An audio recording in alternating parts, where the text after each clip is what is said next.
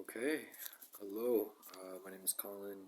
I don't think I've met many of you. I've seen a lot of your guys' discussion posts. Really interesting content.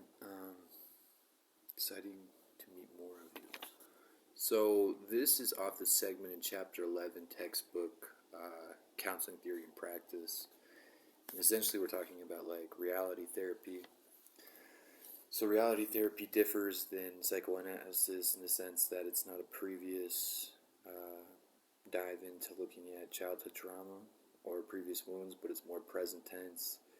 It almost breaks the time and the space of interacting with one's environment with an internal realm and an external realm. There's the occurrence, the stimuli, and then how that affects you internally, and the acceptance of the inability to change some of the external events, and more take some of your consciousness and your attention and move it into a place where you can rearrange your perspectives, your behavior, and just unconscious patterns. So it's a cognitive therapy, and there's an element of it that's been really successful with addiction and just habitual behavior people are trying to change. There's an element of accountability and looking in the present moment and seeing what affects your relationships and how you have your basic needs and the alignment of that with an environment and being conducive and having harmony and ideally fulfilling your trajectory of what you want, being an independent, healthy individual. So in this case, we were looking at Marcus, and that's just a little background of some of the reality therapy conceptual models. I'm going to integrate it with the case study with Marcus and Mike Sessions that were at the end of chapter 11. It's difficult because I think normally when doing this I would have it typed out on a screen on a computer, but I don't live in the United States and I don't have a computer, so I'm doing this on a phone with writing, and bear with me. Hopefully the content will be on point, so the patients will be understood and welcomed. So a lot of it too is, rather than affinities or just unconscious patterning from childhood like psychoanalysis, reality therapy focuses on more of your behavior, the accountability, your choices, your decisions, more of the present here and now, which creates a frame of somatic kind of understanding where you can go into feeling states and you can get deeper introspection and get some independence and hopefully get a different way of kind of relating to yourself or the world or relationships. And with that, they use kind of like an acronym, or not an acronym, but just a series of WDEP, which is like your wants, like your individual wants, your dreams, your aspirations, and those are different than your needs, and we'll go into that, especially when we talk more about the session. You're doing, so like your progress, like how things are moving, and that's similar to the following step, which is your evaluation, is kind of taking like an inventory or an introspective look of how your relationships are working, how your relationship to your environment is affecting your happiness and your personal life and your goals. So that could be codependency, that could be substance abuse, abandonment issues, kind of looking at that, taking an inventory of your personal relationships and how everything is kind of moving and in what direction that's moving, and if that's kind of towards the direction of like your initial planning, which is the following or the last step. So that's having some kind of independence and looking at it as like, okay, maybe these relationships aren't working in the client's life, but creating alternative communication patterns, different ways of kind of self-soothing, changing inner dialogue techniques, working with less of a cerebral state, more of a somatic feeling state.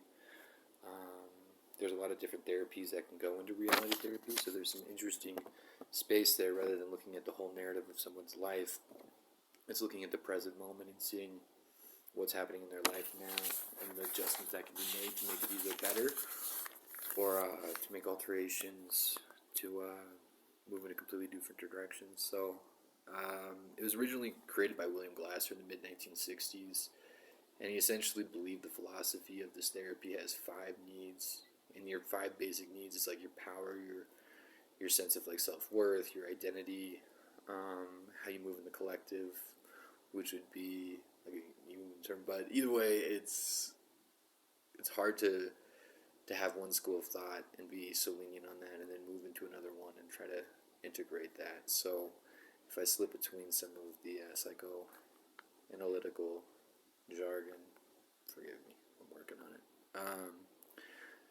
The second one being like love, like a sense of belonging, community, freedom. So that's like a sense of independence, having independence over your own, your own therapy, your own counseling, your own work, seeing progress, seeing more internal strength, despite external perceptions. Four being just having basic fun, the sensation of pleasure, enjoyment, some levity in life, just essential.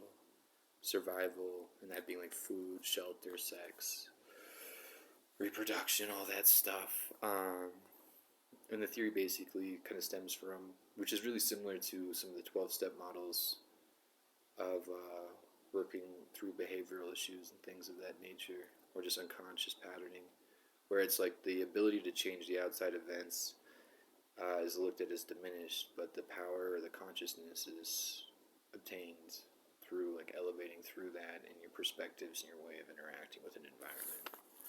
And then Marcus is an interesting case. So Marcus and Mike are the theoretical. This is the case study, and Mike is the counselor. And theoretically, I'm going to note on Marcus's case study as through the perspective of his counselor, Mike. But just to give some background, he's an adopted man, biracial parents, has a partner named Rob who recently moved for a temporary position with work, and there's some distress coming over that. He has a sister named Angela, who seems to be super close with Angela and Rob, which is a genetic birth child of the two parents that adopted him, and then another sister named Lillian, who was also adopted as well. There's some after Rob, his partner, takes his position. Angela's sister kind of notices that there's some elements of depression and anxiety. He's kind of disconnected, staring at the ceiling, lack of motivation.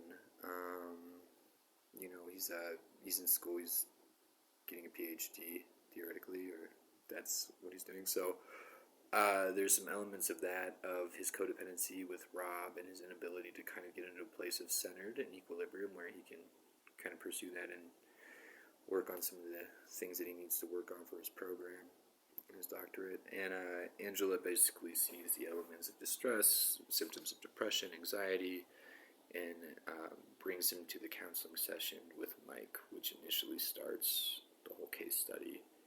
And she is his sister, who seems to be a caretaker, in a relationship similar to that of his partner, where there's a kind of a codependent nature to it. And his previous doctor wasn't available, so ideally it would be interesting to have a connection between, theoretically, if I was Mike, reach out to his previous doctor, and see if there could be a line of communication, just to save some time and get a better understanding of kind of just where he's coming from, and what's the best kind of way that maybe they've found with working with him. Mike is a reality therapist, so his technique may be a little bit different than previous treatment.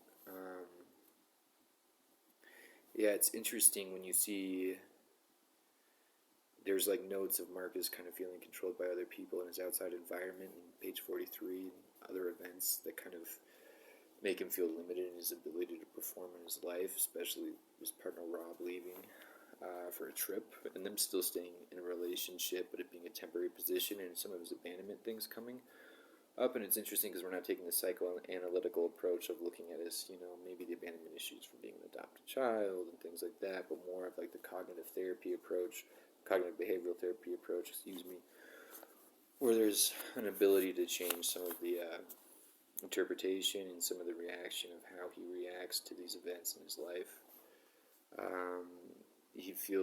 He reports of feeling needed, or wanting to be needed by Rob, and needing Rob to be available or around so he can complete his doctorate program.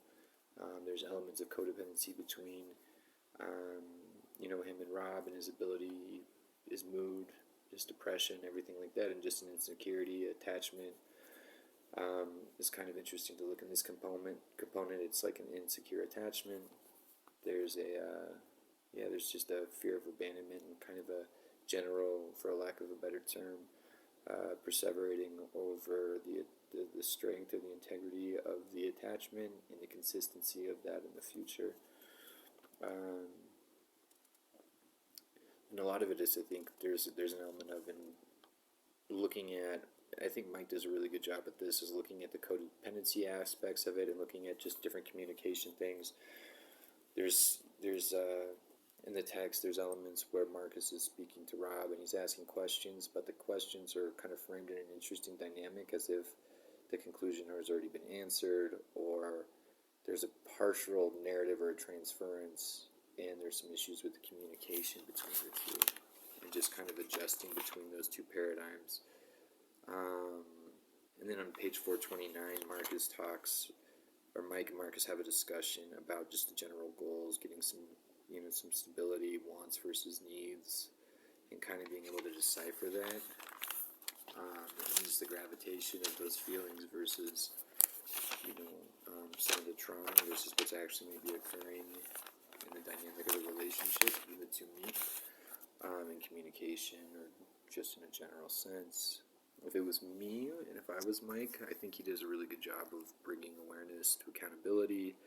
There's a lot of, in Marcus's communication, theoretical things that happened in the past. If that happened differently, theoretically maybe the future would be different in the events, and kind of like this victim mentality versus standing in a place of sovereignty and grabbing independence and kind of adjusting your behavior to find accordance of what you need in life and getting your needs met. If it was me, I would introduce more breathing techniques, do somatic things. I think there's a lot of security projected in his outside world, and I understand that if that's the dynamic going not into psychoanalysis, but if that's the dynamic in his previous childhood dynamics with his parents and the insecurity of being an adopted child, then I can understand that. But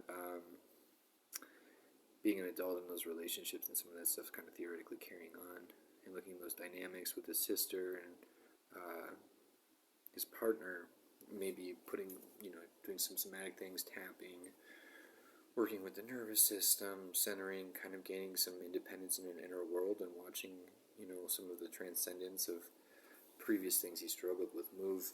There's some interesting points in his therapy where he starts to take more accountability versus Angela, his sister, taking him to therapy. I think it's around 429. He makes it to the session himself through depression and everything else, so these are good things to see. Just the general things of stress with PhD comps, perseverations over the relationship dynamics between him and his partner Rob. These things I would look at as like giving space and time to process the emotion versus having a reaction, which changes the environmental outcome. And then the reaction, which doesn't seem to be a positive outcome in his life, especially with school and the dynamics with just kind of, choppy communication with a partner. And I think it's important to take a lot of the multicultural components into this. He was adopted by biracial parents, sister Angela, which he has an interesting dynamic with, just in a codependency sense. She's almost like a parental figure. Kind of looking at some of those things, but the general thing of seeing the accountability of him going to treatment, not treatment, but just a session, and Angela not being the motivating factor to such a degree as she was in the past is a promising sign. Again, I would do somatic things. I would do breathing techniques, and I would do things that are more centered in bringing a sense of independence. And then Mike also talks about his goals, and I think 429 or 430. And then within those goals, having things that are more hobby-based or more personal that empowers. So that could be yoga, exercising, things to do to manage the stress, the anxiety, the depression, so it's not projected on the dynamic of his partner. And kind of diving into some of the feelings of what occurs with the abandonment issues versus reacting, sitting with it, and then wondering if the component of some of the dynamic of having Rob, his partner there, just pacifies the distraction of a large abandonment wound. And then rather than him needing Rob as somebody in his physical environment to complete his PhD work, rather that he serves as a symbol that counterbalances the trauma or whatever the initial wound was. It'd be interesting too if having communication with his original doctor, if she was doing psychoanalysis, having communication and kind of working in two different paradigms of treatment, to see if that was an option. So that, I believe, was the general understanding of reality therapy from what I took it as, and the case study that was present within our textbook at the end of chapter 11. So thank you for your time. I appreciate you guys listening to my video.